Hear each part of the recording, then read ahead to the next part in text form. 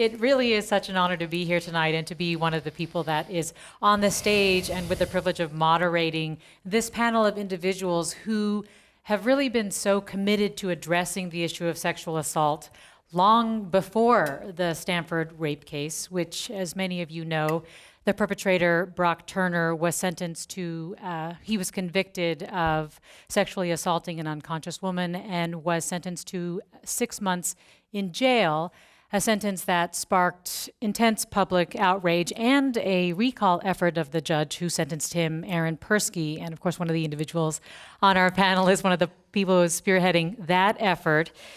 The reaction to this case is something that I think causes us to question the cultural moment we're in right now. We had this very powerful letter that was written by the survivor of the assault that she read aloud in court that I think played a role in intensifying the outrage and the attention on sexual assault. And I think for some, that's a sign of hope that this issue is finally getting the attention it deserves.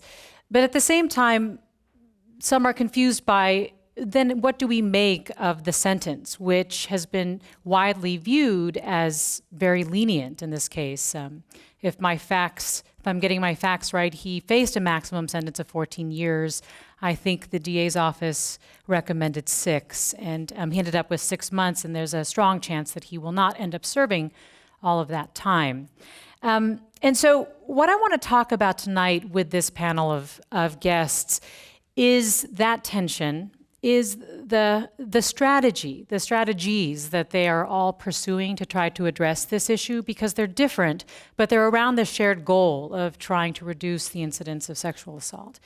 And I again just want to remind folks, for our listening audience as well, in case this gets aired on the radio, that we're joined by Adam Bink. He's the campaign director of the advocacy and grassroots organizing group Ultraviolet. We're also joined by Michelle Dauber to his right, who's the professor of law and sociology at Stanford University and spearheading the Recall campaign. We have Bay Area Congresswoman Jackie Speier with us as well, sitting next to Adam Bink. And of course, next to me is Jay Boyarsky, who is filling in for Jeffrey Rosen. He is the Chief Assistant District Attorney for the Santa Clara County District Attorney's Office. So thank you, all of you, for being here this evening. I want to start by getting a sense of the scope of the issue. There is a very frequently cited statistic by lawmakers and by the news media as well that 1 in 5 undergraduate women are sexually assaulted. And I want to know, Jackie Speier, if that is an accurate statistic today. It's frequently contested by some who feel like it should be more specific to rape itself as opposed to other forms of sexual assault. But is that still an accurate statistic? Is it I think it is an accurate statistic. It is 1 in 5 that will be sexually assaulted, or an attempt of sexual assault will be made against them. And there's been a lot of controversy over that particular statistic. George Will did a column that was particularly offensive to some of us, that I think underscores the fact that there are still people, even though that is a very accurate figure, that there are still people that want to deny it. And I did find that there were a couple of recent surveys by the American Association of American Universities and by the Department of Justice that actually ended up validating that statistic. Michelle Dauber, is your understanding that that accurately reflects the situation on college campuses today? Actually, the number's low because the actual number should measure senior women only. And in other words, we want to know what are the odds, essentially, that in your 4 years here at Stanford, for example, you would experience some form of sexual violence. And when you look at senior women only, the number is actually 25% or higher. The number at Stanford is actually 43%. 43% among senior female college women? 43% of senior undergraduate females at Stanford report that during their 4 years with us, they have experienced some form of sexual assault or serious sexual misconduct during their time with us. And that number should be a pants on fire emergency for Stanford and for every other college in America. So then what is the status, of how colleges are addressing it in America? And I'm asking you specifically, Michelle Dauber, in the sense that you've worked with Stanford, right, in terms of crafting their response to complaints or reports of sexual assault. So where were they and where are they now? Well, Stanford, like a lot of schools, I think, has really struggled in this area to address the issue in an effective way. I think that, they have made progress, but I think there's much, much more to do. And I'll just take the aftermath of the Brock Turner case for an example. If you compare, for example, the way Stanford has dealt with this issue to, for example, the way Harvard has, I think you can see some useful comparisons in addressing fraternities. All the research shows that fraternities are a location of risk for women undergraduates at our colleges and universities. One study showed that every woman who attends one fraternity party per month raises her risk of sexual assault by 38%. So they are a dangerous place in some schools. Do you know who did that study? That was the Bureau of Justice Statistics. So what do we do at Stanford after a young woman is brutally sexually assaulted at a party, at a fraternity party, during this party that is a Stanford-sanctioned and sponsored event? We have done, to my knowledge, no real soul-searching inquiry into whether fraternities need further regulation and supervision, whether they need to have private security, for example, during their parties, whether more needs to be done. Harvard has decided not to have fraternities at all and not even to allow single-sex student organizations to thrive within their university. So I think there are things that we could be doing that we're not doing that I hope we do in the future. Well, Adam Bink, Ultraviolet has worked to raise awareness of issues that are affecting folks on campus, and specifically to try to get college campuses to change the way that they address sexual assault. One of the things that I was sent was the effort that was made at Dartmouth. Can you talk a little bit about what happened there and what Ultraviolet tried to do? Well, at Dartmouth, we worked to raise awareness of not only the statistics, as Michelle was describing, but what happens after you go to the fraternity party. You raise your risk of sexual assault, and you also raise your risk of no justice. You raise your risk that people will ask you questions like, what were you wearing? And if you went to a fraternity, how much did you have to drink? Because you must have wanted a drink, and you must have been looking for sex.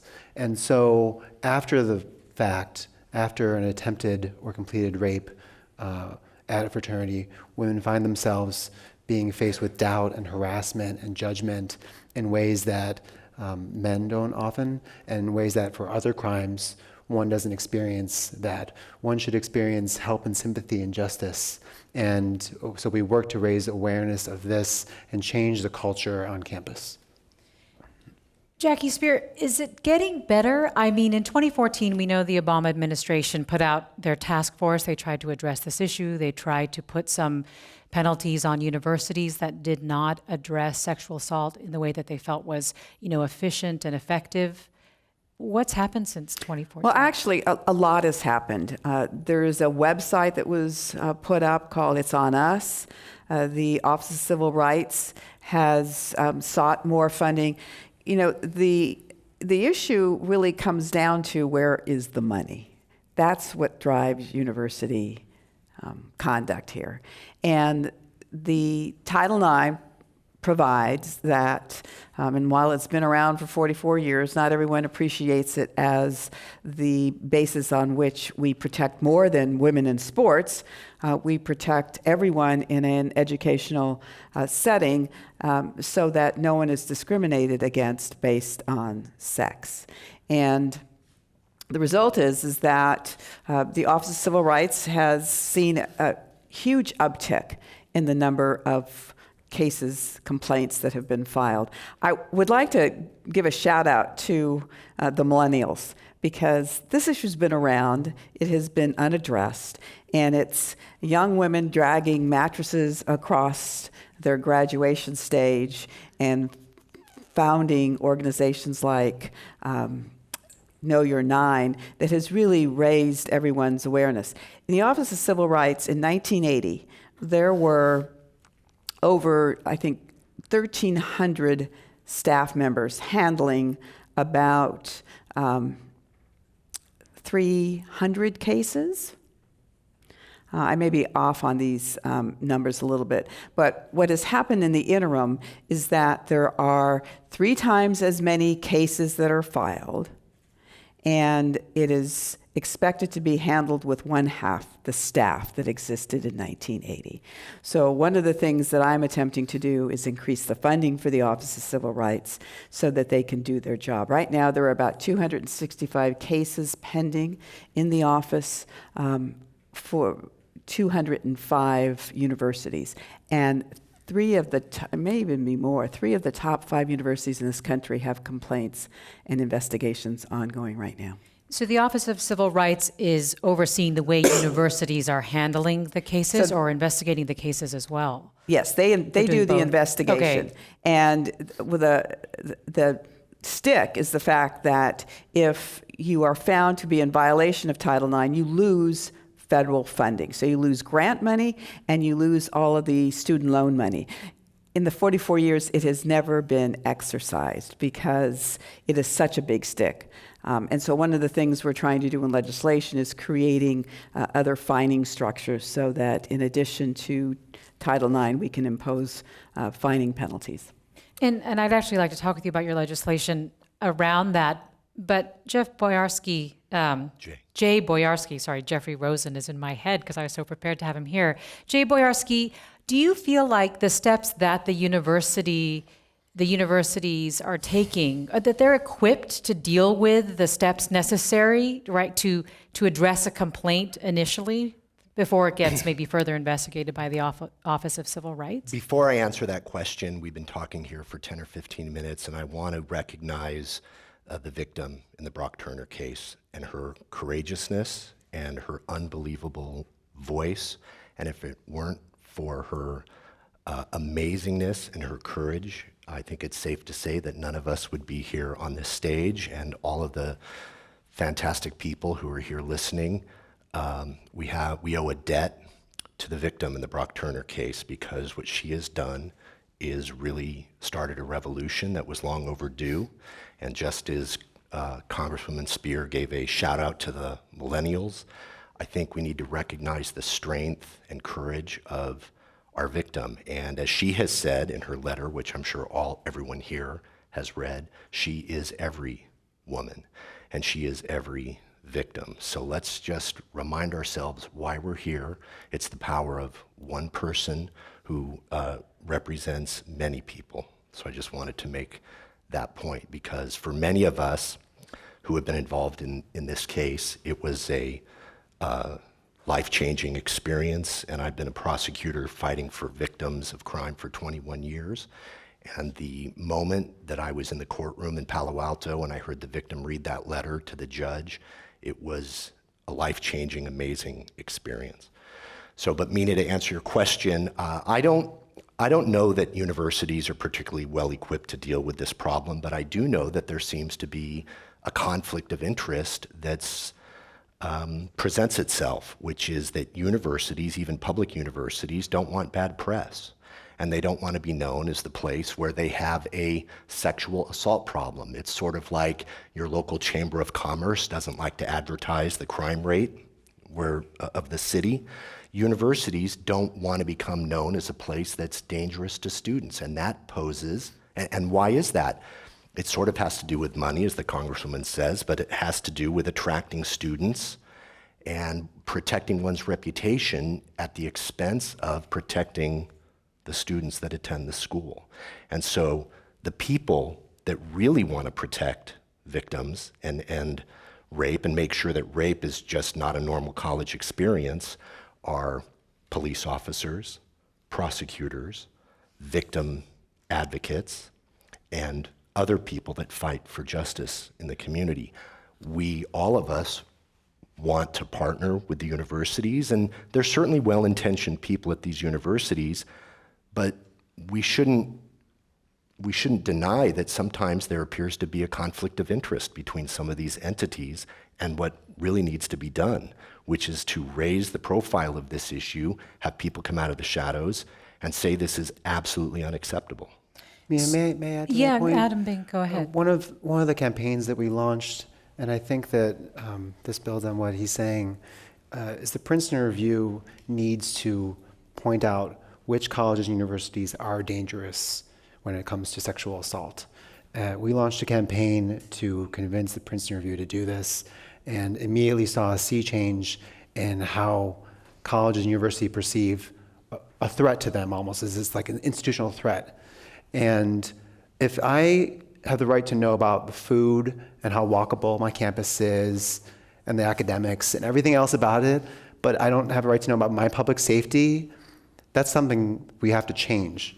And so I think that we do have to shine a bright spotlight on every college, university, public and private, to show parents and students you have a right to know where you're going and what are the problems there and how we need to fix them. Did you get a response? The Princeton Review agreed to modify their online listing in our campaign to change the magazine you can pick up at newsstands also still needs to be changed. Michelle, Can I jump in here? Which is that I agree that with this, and I agree that transparency is very important. What we really suffer from is a lack of good data. I have been doing this a long time, and one of the things that we need desperately is a single, uniform, mandatory, anonymous climate survey that students at every college and university will take. Right now, the data is not particularly good, it's not transparent, it's not publicly available, and it's impossible to get to. The government needs to step in and conduct this survey and require our colleges and universities to all take the same survey. And quickly, one example that can just tell you everything you need to know about this is Stanford did its own survey. It didn't want to participate in the AAU survey, so it wrote its own survey, and its survey announced to the world that only 1.9% of the students at Stanford experienced sexual assault, in contrast with the 25% that were found to be everywhere else. And it was only through a careful reanalysis of the data that actually I did with a group of students that we were able to get at that 43% number and sort of force Stanford to really acknowledge the severity of the problem. So I think that we desperately need data, it desperately has to be public, and it very much needs to be transparent and uniform. Well, Congresswoman Jackie Speier, that's part of what your HALT Act is trying to do, right? Is trying to mandate that universities do climate surveys. Do you want to talk a little bit about what that act aims to do and what its status is right now? But before doing it, if I could, to Adam's point, I took my college-bound daughter to the proverbial campus tour of many institutions. She is now a graduate sitting in the back of the room, so all went well. But the first question, the first question that was asked by parents at every orientation meeting that I attended was, how safe is this campus? And, at the point of talking about blue phones and red phones and, missing the point altogether. So it is the number one concern that parents have, and universities have skirted the issue for a very long time. Now, the HALT Act is something that I've introduced over a course of a number of years. It really came on the heels of the work I did on rape in the military. And the incidence of sexual assault in the military is horrific. It's been going on for a quarter of a century, and we have about 20,000 members of the military who are sexually assaulted every year. Only about 5,000 report, because if they report, they know that they're probably going to lose their career. And of those, 500 are court-martialed and 250 are actually convicted. So on the heels of that, the military came to me and said, well, you don't understand. Our numbers aren't any worse than they are on college campuses. And I thought, all right, then we've got a problem there too. And so this legislation has been introduced, and I've worked with a lot of young victim survivors. And it's a travesty to see how their lives have been tormented, how they have been in situations where they can't complete their programs, where in many cases, they're told, well, be a barista for the next semester or two and let the perpetrator graduate. Some of them had stories to tell me that they were never even interviewed by the university. I mean, really serious problems in terms of how universities have been investigating these cases, much like the military, because they want to sweep these cases under the rug. So the HALT Act will require this survey, much like we have now required in the military. It is a very good measure, and to Michelle's point, yes, it has to be uniform and something that we can compare university to university. It also provides for much more information being provided to students about what their rights are, where they can access services. And all of this information has to be in public places and dorm bathrooms and the like.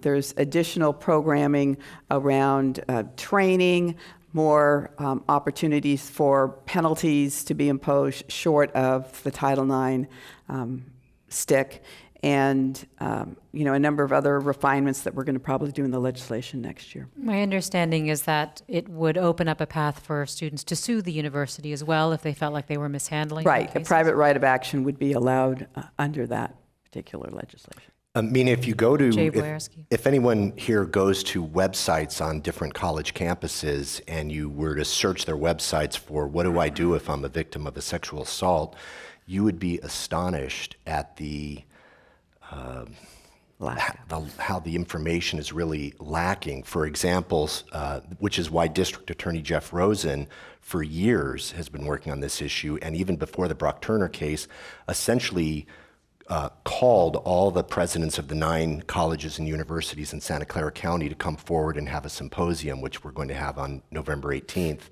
so that we can all get on the same page. Because some colleges and universities, if you look at their website, the advice to victims is, you may not want to rush forward and call the police if you've been assaulted. The statute of limitations is, in many cases, several years, so there's no rush. Get your bearings straight and take a deep breath, which arguably is well-intentioned, but there's a difference between the viability of a prosecution and it being barred by the statute of limitations. So obviously, if someone has been sexually assaulted, it's critically important that they go to law enforcement and then they can be given a sexual assault response team medical exam and evidence can be gathered. And in the unfortunate event that a victim of sexual assault later decides that they don't want to come to court, which is rare because we provide victim services to victims who come forward who have been sexually assaulted. If they decide they don't want to cooperate, that's a decision that they can make later on. But at that point, we have evidence that has been gathered and the police have gotten involved. So when you asked, well, are colleges and universities, can they deal with this problem? Sometimes they haven't been dealing with it appropriately, and that's why we need to make these changes. And the leadership that the Congresswoman is demonstrating, this is real leadership. And I've been doing this work for 21 years, and I followed the Congresswoman's career in the state legislature, and she tried to get a bill passed to get rid of the statute of limitations for rape and sexual assault of a child, and it got defeated, and it was vetoed. And now it's finally going to the governor's desk. So it takes a long time to achieve results, and I just want to say that Congresswoman Spear has been doing this important work for decades. And as horrible as it was, what happened in the Brock Turner case, and I'm not trying to be Pollyannish about it and put a pretty face on it, very positive things are happening as a result of this case.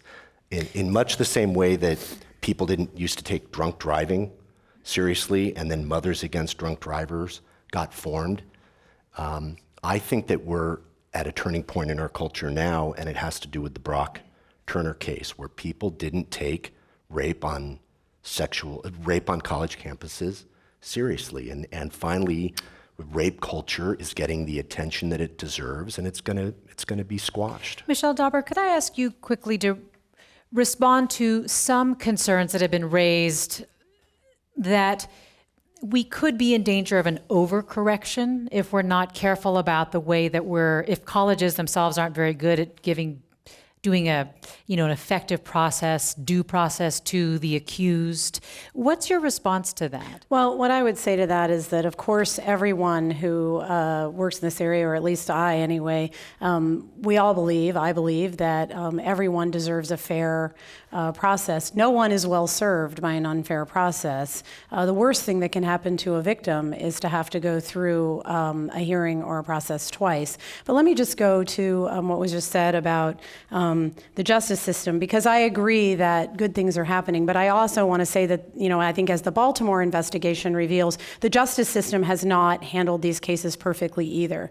And there are many victims who do not, for whatever reason, choose to bring charges. And they have good reasons in some cases. It is not easy to do what the victim in the Turner case did.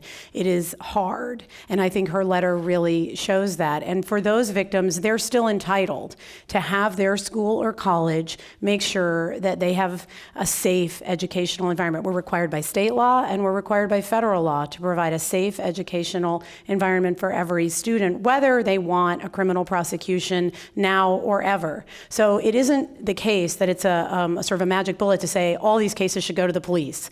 Not everybody wants to go to the police. The prosecution won't press charges in some cases for failure of proof for whatever reason. And those students are still entitled to get their education. And that is why Title IX is such an important law. The other thing is that the reason we believe at the recall campaign that it is important to follow through and allow the voters to learn the record of this judge of judicial bias in cases of sexual assault, sexual violence, and violence against women is because of the terrible message that has been sent that has made all women at Stanford and at other college campuses less safe.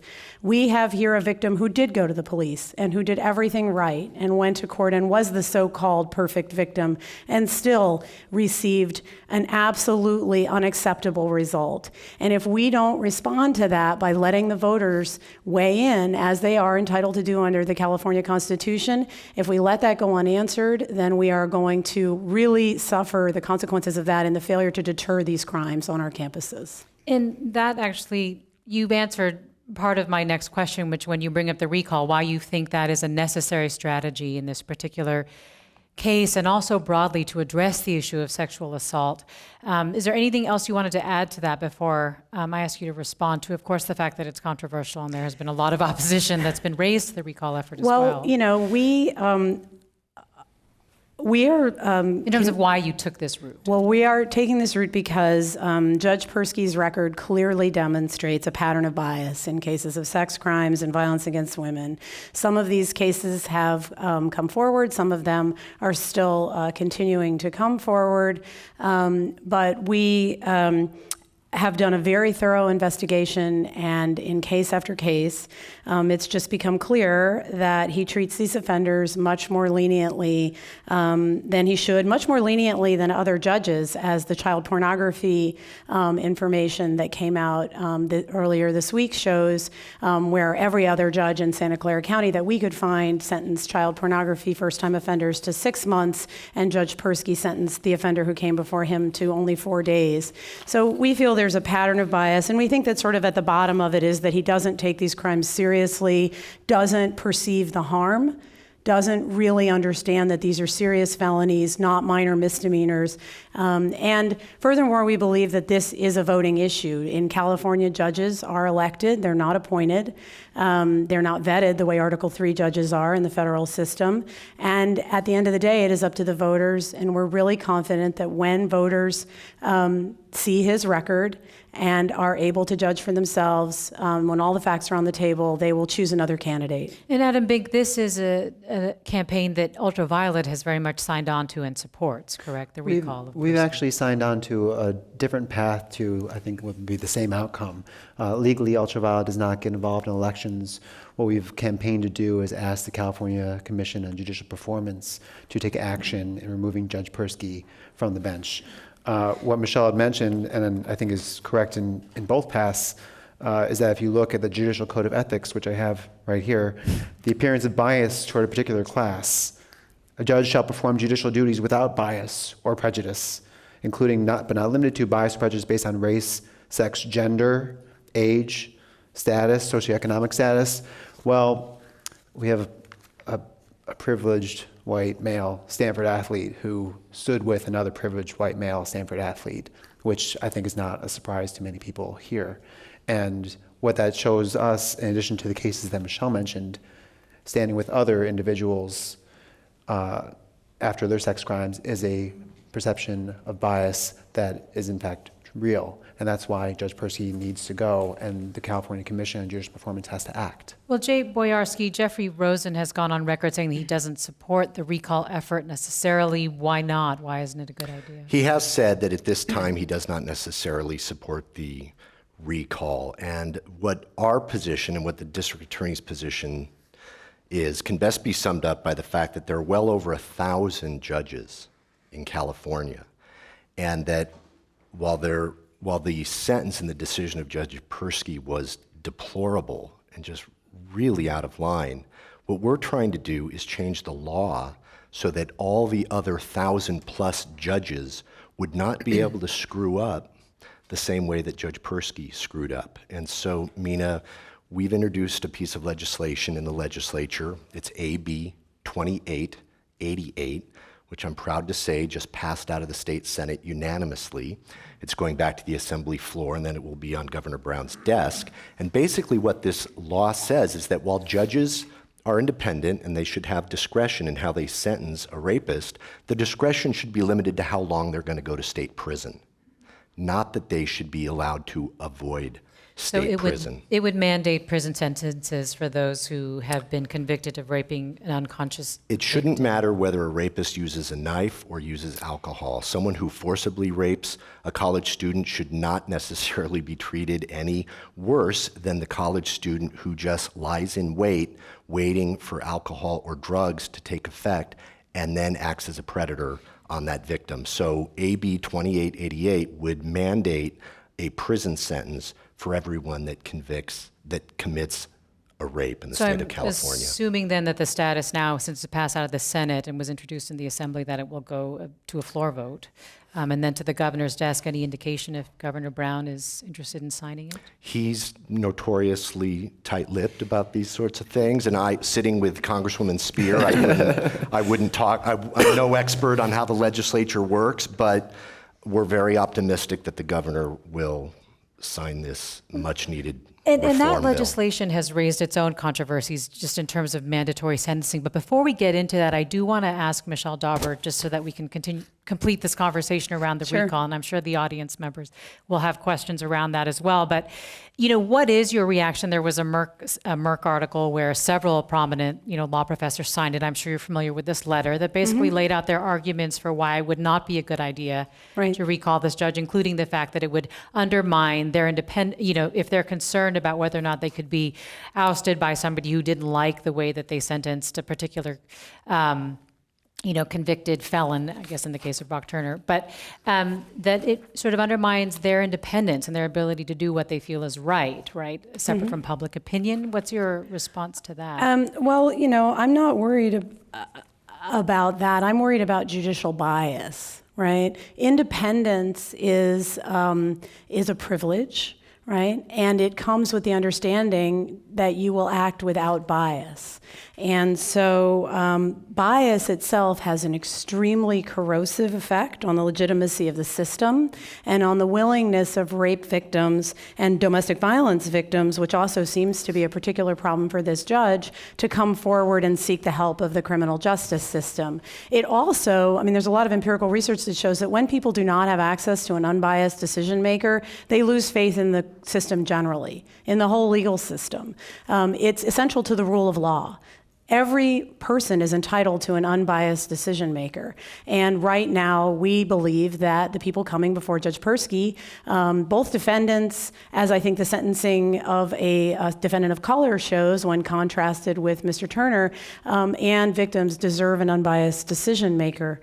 And just to wrap that up, I just want to say that that the idea that all judges are suddenly going to become scared if we win this recall, I think that, it sort of has a low opinion of judges contained within it, right? That all these judges are so morally abased that they're just suddenly going to start throwing people in jail even when they don't think it's the right thing to do because they are afraid. And I have more confidence in the other 999 judges in the state of California than that. I think that the way to deal with a bad judge who is elected is to unelect that judge.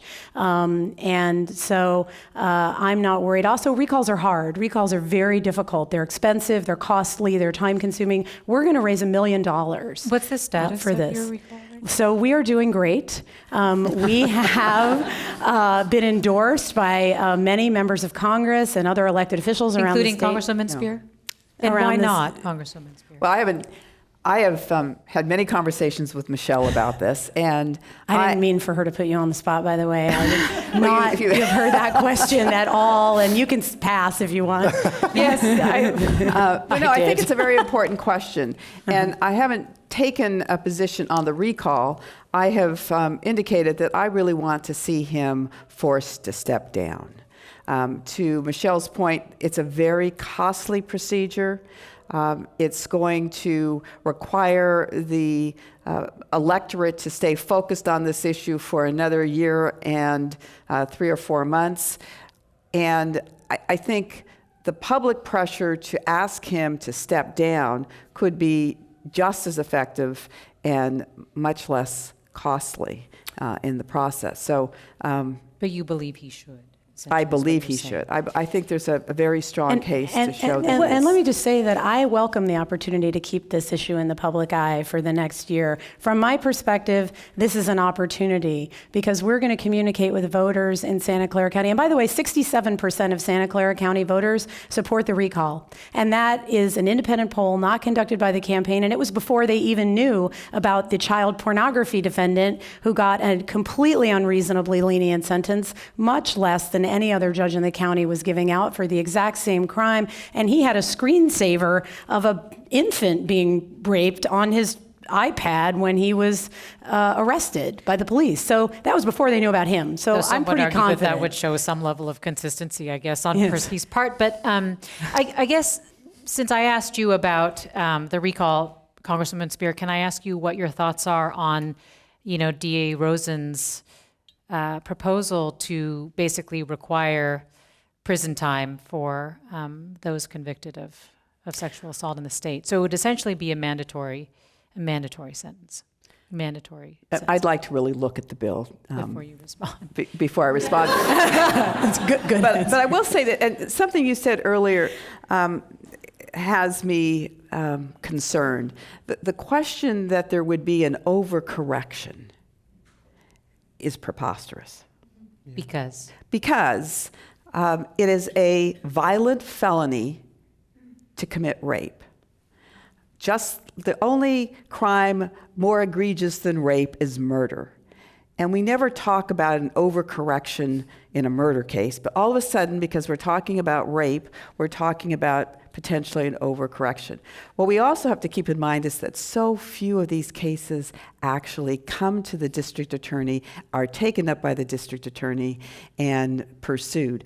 And when you think of all of the violence that goes on, that destroys people's lives, men and women, because 6% of rape victims or sexual assault victims are men, that we're losing sight of what we have to do. We have got to reform the system so that people are safe in a college campus to be able to pursue their educational I opportunities. think you're touching on something, which is, why is that, right? That is what ends up emerging in terms of opposition arguments, right? This concern about due process and overcorrection. Where do you think we are in terms of, our cultural moment related to sexual assault and our understanding of it as a...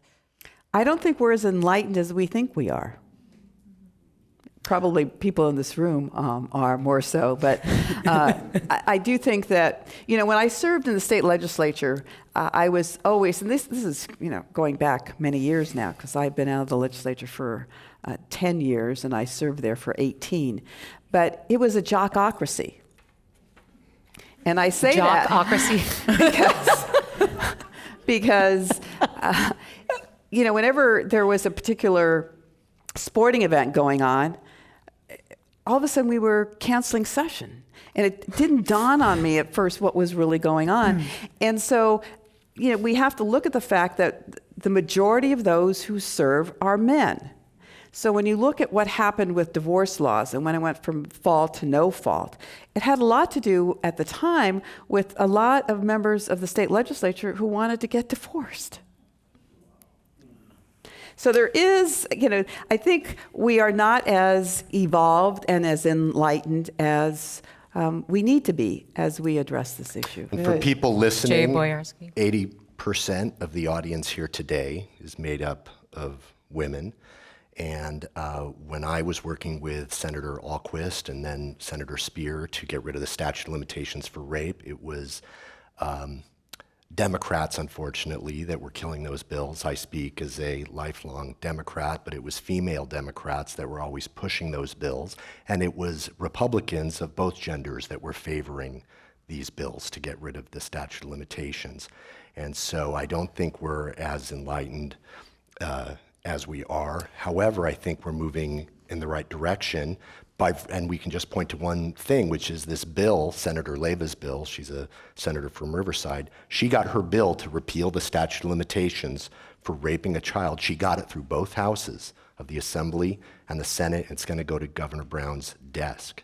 And so that's one very positive thing that's happening. Adam Bink, you've been wanting to get in here. Culturally, so when I entered college, which was 2002, I graduated in 2006, I was asked to do a series of things. Don't drink, don't use drugs, don't skip class, don't drink and drive, et cetera, et cetera, et cetera. And nowhere in there was anything about consent and sexual assault. And it's still not. And we know this because our members tell us so.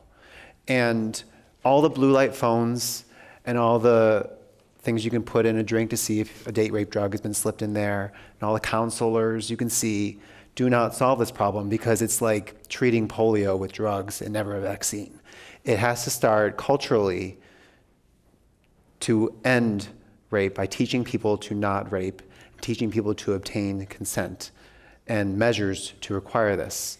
Well, let me hold you there just for Sure. a moment, just because I do need to let our audience know that if you would like to ask a question, now's the time to get into the queue, because in 5 minutes, we'll be taking your questions for the panelists. And again, it's this far aisle over here where Marissa is standing. And I'm told to please remind you to ask single one-part questions that are actually questions. Sorry, go ahead. No, please. Adam, finish your thought. The second point I wanted to make is the reporting rate. We've talked about the rate of assault, attempted or completed rape. The reporting rate, I believe, is barely double digits, barely 12%. And that was before Judge Persky stood with Turner, meaning people today look at whether to report or not and say, well, what's going to be done? The police will ask, do you have a boyfriend? Because they want to assume you just cheated, and that's why you're, crying wolf. They'll ask about your clothing, your drinking, all of that. The prosecutor may not take action. The police may not recommend even prosecution. And then if you do make it all the way to someone like Judge Persky, there'll be no justice. So that's something that has to change as well, to inspire, as Michelle said, faith and confidence in our judicial system that something will be done concerning the crime that is, as the Congresswoman said, just a step below murder. Well, in the last few minutes before we go to questions, I do want to at least try to address where we have made progress. Like, what are examples of where you are seeing an impact based on your advocacy, your, legal, educational, legislative efforts, right? I mean, can you point to something that keeps you motivated? Because as Jay Boyarsky was saying, we're on the right track. What are the things that make you feel this way, Michelle Dauber? Well, I think that I agree with what Jay said. And actually, I want to recognize Ale Kienersi, I hope I said that right, who was the prosecutor in the Brock Turner case and got a conviction. And the fact that he was convicted I think that the charges were brought, that there was a conviction, is a sign of progress in a sense. Although on the other hand, I mean, we had DNA, we had eyewitnesses, it wasn't, there was certainly a time when that wouldn't have happened.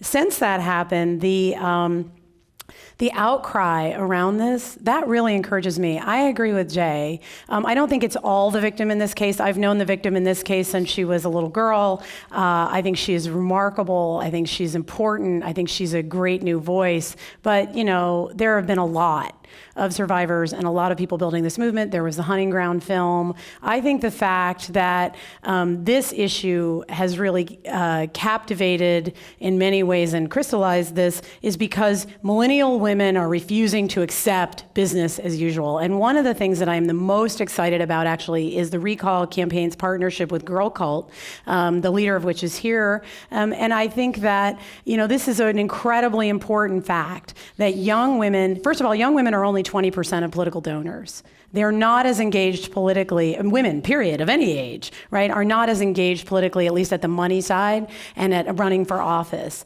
And this campaign has grabbed them, and they want to help, and they want to donate, and they want to participate in electoral politics, which is why I said to Representative Spear, hey, I'm okay with running this campaign for a year. I think this is great. It's a great opportunity to capture that and engage with it.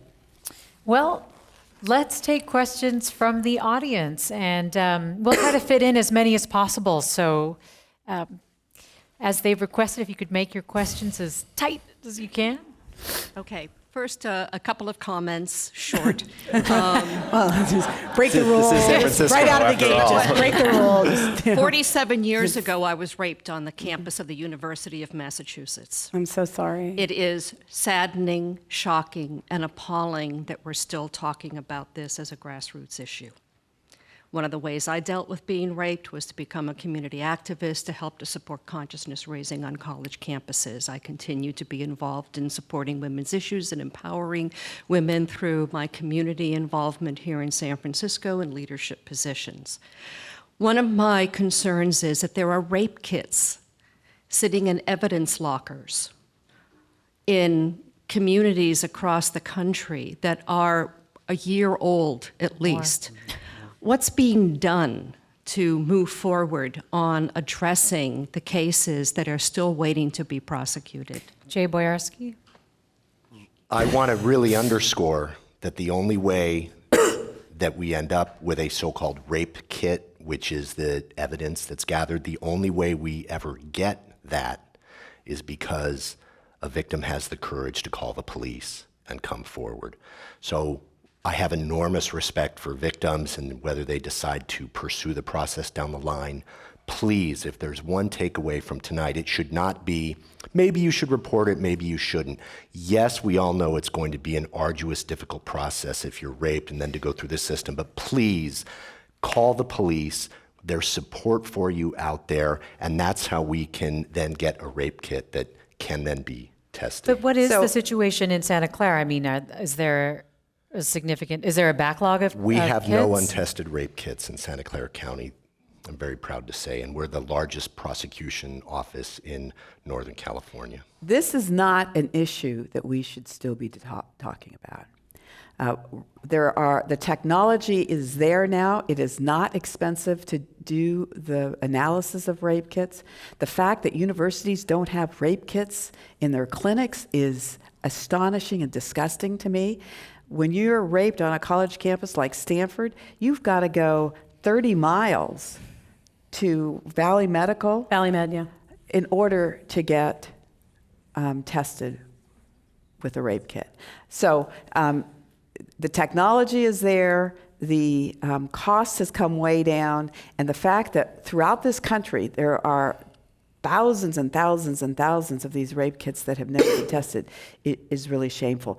The federal government, through Congress, has done little things like create incentives for states and local jurisdictions to test these rape kits, but it's very, very little. And we should just demand it. It's one of those situations where And it's we just, should all get rid of the statute of limitations for rape and child molest so that when we get this evidence tested, even if it's 10 or 15 or 20 years down the line. DNA is DNA. DNA is DNA. Yeah. Next question. So my question is primarily for Professor Dauber. I appreciate your call for a universal anonymous survey of college students. I'm a co-founder of Annie Cannons, which is a 501c3 teaching human trafficking survivors to code, and we have built that already. And I know we're not the only people in this room who are trying to reach sexual assault survivors and bring them together to affect real change. I'm wondering how we can leverage, how the other people in this room can leverage the networks that you've built through your research and your work to get the word out about solutions that are community-based and aggregation-based. I think that's great, and I think those tools are good, and I think that, there are obviously ways to reach out to people like me, and I'm happy to talk to you after this session and take your card and be back in touch. But I don't want to take the onus off the university itself. I think that, what's missing in our system is accountability up and down the line. Accountability at the level of the judge, accountability at the level of Brock Turner, accountability at the level of Stanford University. I think that the schools have to be accountable, the perpetrators have to be accountable, the police and prosecutors, when they fall down, not that anybody in this room has, should be held accountable, and the judges are not above the law either. So I'm focused on holding the schools accountable for doing those surveys at this point. I think that's the right thing to do, and I support the HALT bill. Thank you. Hello, thank you all so much for your work on this issue. So I graduated from college last year, and I was actually a sorority president. So I watched this on the ground as it was happening and had a lot of friends and sisters who I was basically liable and accountable for and had to go through a lot of difficult processes. So my question is also for Michelle. You briefly mentioned the Harvard initiative to get rid of single-sex organizations. And for me personally, my sorority in the Panhellenic community on campus was where the drive to bring awareness to this issue started. So to what extent do you think policies like that restrict, in some people's opinion, freedom of association, how much is that missing the point? I just wanted to kind of get your opinion on that. Because in my opinion, it really should be education from the to the fraternities. And we actually brought sorority women into fraternities to do that education. So do you see that there's a risk of those policies coming down that restrict freedom as kind of like a backlash to these awful things that are going on? What's your opinion of that? Well, what I think is there's a safety question. And between, what we're doing now and what could be done, there's a range of things that could be making these situations safer. For example, we could require the fraternities at Stanford to have private security officers who are not a fraternity brother who promises to patrol the grounds. We could have video cameras that are outside of the premises, like in dark places by dumpsters where we know stuff like this could happen. I mean, there's just a range of things we could do, from landscape architecture up to private security. What we're doing now isn't working. It's not safe. Okay, and the name of the game is campus safety. Harvard took a look at its situation and decided that these organizations, and I understand all the arguments that you have and all your feelings, and I work with a lot of sororities at Stanford who, feel similarly. At the end of the day, the name of the game is campus safety. We have an obligation under state and federal law to keep our students safe. If we have situations on campus that cannot be made safe, then we have an obligation both morally and legally to make them safe. And right now, what we haven't done is say, okay, we need to take a step back and look at this situation. We had a terrible thing happen in a fraternity. And by the way, isn't the only thing that's happened at a fraternity in the area of sexual assault at Stanford, okay? And look at that and say, what do we need to do? We need to take this seriously. And that's what I haven't seen. Michelle Dauber, I'm curious, what proportion of men report sexual assault, or either at Stanford or nationwide? Do you know? It's about 6% of men nationwide. Yes, broadly, and at Stanford. Yeah. And I don't mean to imply and it's actually a higher proportion of transgender students than it is even of cisgender women. So I don't mean to imply that this is a problem limited to women. Representative Spears said that earlier, and that's absolutely true. Also, gay, lesbian, bisexual women, LGBT women are at the highest risk. And so we need to be intersectional in our approach to feminism. We need to be intersectional in our approach to sexual assault. We need to understand who survivors are and support them no matter who they are and where they are. Next Hello. question. Hello. I'd like to thank you all for coming here and providing your points of view. Really appreciate it and thought they were very insightful. I attend UC Berkeley, a school that has only 2 to 3 full-time workers on the Office of Prevention of Harassment and Discrimination, and 1 independent hearing officer who oversees the adjudication of cases of sexual assault and sexual violence. So I was wondering if there's any process or oversight into seeing if policies that the university implements to acquire funding or be compliant with guidelines to get funding are actually effective. So the Office of Civil Rights in the Department of Education has this responsibility, and they will send out what they call Dear Colleague letters, and institutions throughout the country that receive federal funds have to comply with that. So the audits and the investigations that are going on now in the 205 universities across this country are looking at precisely what you're asking about. Is there serious investigations being done? How are they being conducted? Is the victim being interviewed? What steps are taken after there is a finalization of their reports? Those are the kinds of things that the Office of Civil Rights is required to do. Now, I talked earlier about the number of cases. The number of cases has just grown dramatically. The number of staff has dropped way down. Last year in the budget, there was an additional $7 million that was provided to the Office of Civil Rights. They are hoping this year that we will add $30 million. Now, $30 million will give them 560 employees, full-time equivalents. Back in 1980, when they had a third as many cases, they had over 1,100 employees. So we still have a long way to go, and it's going to take resources to do it. Thank you. And we have time for 2 more questions. Good evening. Thanks for being here. Just a little hi. So my question's a little bit more philosophical and abstract, so I'll contextualize it really quickly. I just graduated from Cal. Thank you. And the last 2 to 3 years of my time there were spent working very closely with administrators on this issue and how to address it. And a common theme I saw in Berkeley and also at the UC system was a rush to solve this, which often led to pretty shoddy solutions. And an example was actually mandatory sentencing, which proved to be a deterrent for a lot of survivors to report. And part of that was a lot of pressure that the UC system and Cal felt actually from OCR to have investigations completed in 60 days, which makes sense on one hand because we want to get these solved quickly. We want to make sure that justice is swift, but oftentimes didn't account for the needs of survivors who might not be able to immediately go to police or who might need that half a year to deflate and understand what happened to them before they can talk to someone. So my abstract philosophical question is just what thoughts you might have on the issue of balance between a need for time and thought about how to address these cases, but at the same time a need for swift solutions and swift progress. I mean, I would disagree that that's been the problem at Cal. I think the problem, I just would disagree respectfully with you that was the problem at Cal.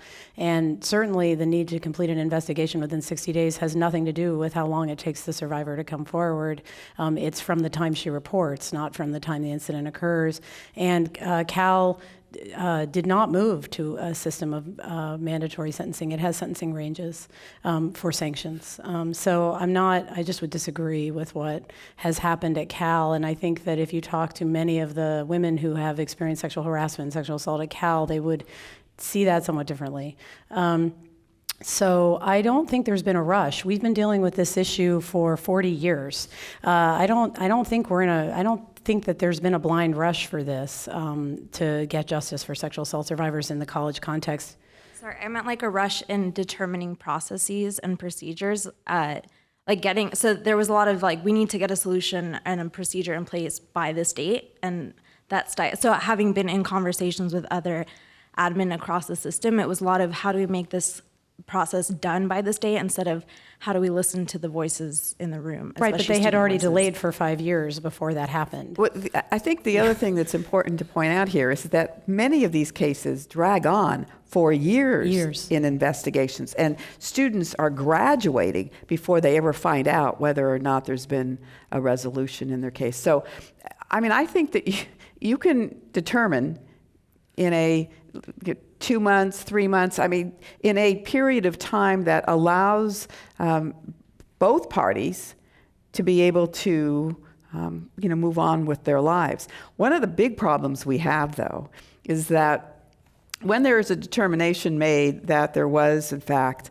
a sexual offense, let's say it does not go to the DA, it's just determined at the college campus, and that particular student is terminated, expelled, suspended, nothing follows them. Now, if they had cheated on a test, it would go down on their transcript, but nothing goes down on their transcript that they had sexually assaulted another student. So they go on to another campus, and as we have found out in many studies, predators offend and reoffend 6 times before they're ever caught. So again, it comes back to this whole issue of safety for all students on campus. Do we still have time for that one last question? Thank you. Hi, thanks for being here. I have one comment really quick and a question. The comment being, no, really quickly, I think the intersectional feminism was really important because I feel that what was mentioned about the Brock Turner's victim being the reason why we're talking about these things was almost like diminishing all the other victims of other ethnicities, races that have been struggling with this for years and maybe have not been heard because of that same thing. And this was also a student from Stanford, so there's also like a respect that comes from that. Now the question, Commonwealth and Forum had a talk about recidivism and how it's like a very big issue, and I think we definitely don't need more young males in jails. And I don't want to excuse any perpetrators, and I don't want to avoid punishment, but I think that this might not be the best solution. Maybe it's the best solution in hand, but I would like to know if you have thought about other alternatives. Is this for Jay Boyarsky in terms of, or in just general. broadly? Yeah. Well, because one of the things I would like to, if it's okay, the state's been moving away, right, from mandatory minimums in part because of the prison overcrowding issue and also because their folks are very concerned that it disproportionately affects people of color, low-income people. The answer to the question, and I think the answer to your question is that prison beds cost a lot of money and we have an over-incarceration problem, and therefore what we need to do is make sure that the appropriate people are going to prison. But I have to tell you, rapists should go to prison. And for years and years and years, especially when they're people of privilege or the attack takes place on a campus, we have not been taking the cases seriously and judges haven't been sentencing people appropriately. And so let's all take a deep breath, and I want you to understand some data, which is that 6 years ago, there were 170,000 Californians in prison. Way too many. Today, there are about 125,000 people in state prison, and the crime rate has not appreciably increased. The data is varied on that point. So let's just take a deep breath and realize that the trend line in terms of who we're incarcerating is moving in the right direction. The bill that Jeff Rosen is sponsoring and that's working its way through the legislature is predicted to possibly lead to 100 more people going to prison per year. And I would submit to you that that would be the appropriate, those candidates, those people who are convicted of those crimes, that's who we want in state prison. Well, we're going to have to leave it there because I'm being told there is an Inforum tradition where all speakers are asked this question. What is your 60-second idea to change the world? And I will start with you, Michelle Dauber. Oh man, I wanted to go second. I think that the most important thing that we can expect from our political system is accountability. And if I could change one thing about the world, it would be that we would hold people accountable at all levels, like I said. And I do want to say, in my 10 seconds that I have left, that I think that there are some assumptions about the victim of Brock Turner, about her race and ethnicity, that people really should check those assumptions, because no one knows that information. And I think because she was a Stanford attack, people are making assumptions, and they shouldn't do that. She said, "I am every woman," and I think that that's important to remember. So I just wanted to correct, that assumption that I think is unfair. I'm Adam going to Pink? divide into 3 20-second ideas. 'Cause there's so Can't play by many the rules, to change. yeah. We have a lot of work to do. One, I think parents, when you talk about the birds and the bees, should talk about consent and how to obtain it. And so should colleges and universities when they enter. Second idea is I think the Princeton Review needs to shine some spotlights and some sunlight on colleges, and I hope everyone will sign a petition to do that. Eventually, the dollars is what matters to these colleges, and when parents and students pull them, we will start to see change. And my last idea is, and I have to thank Jay for this, is that I hope people will take the letter that the survivor, a woman who survived Brock Turner, read in the courtroom, and talk about it with 5 people, not send it or share it on Facebook, but actually talk about it, ask people to read it, and then discuss it. Because I think at least one of those people you'll find has problematic views, misperceptions of rape, and eventually we change people's views one at a time. Congresswoman Jackie Spear. I'd like to say at the outset that things are changing. I hosted a special hour on the House floor, and we read the victim's statement, the first time in the history of the Congress that took place. There were Republicans and Democrats, conservatives and liberals, men and women, who came to the House floor to participate in that experience, and who were awakened by the issue. I guess the one way that I would like to change the world is to do what we can to reduce terrorism and wars that exist virtually everywhere on the planet. And I think the best way to do that is to educate young girls. Well, I think we should just elect more women. For that too. Well, We can keep electing Congresswoman Spear, and we should elect more women when it comes to who we vote for president in November. So, but you wanted a realistic answer. that my works. answer. But the answer, you gave me a little heads up. You gave the panelists a heads up, and I was thinking, well, what would change the world, and what's the 60-second answer? So I think it's to mandate empathy. Mandate empathy. I know it sounds like Senator Vasconcellos to mandate self-esteem, but mandate empathy. Teach people to have empathy. I'm not talking about the other. I'm talking about ourselves. Let's have empathy for others. I think that would change the world. Well, Jay Boyarsky, Chief Assistant District Attorney for Santa Clara County, Bay Area Congresswoman Jackie Spear, Ultraviolet's Adam Bink, and Michelle Dauber, Stanford Law Professor. Thank you all for coming here to share your insights and experiences with all of this, and I hope that the conversation continues after this. But a big round of applause for our panelists. Thank you for coming.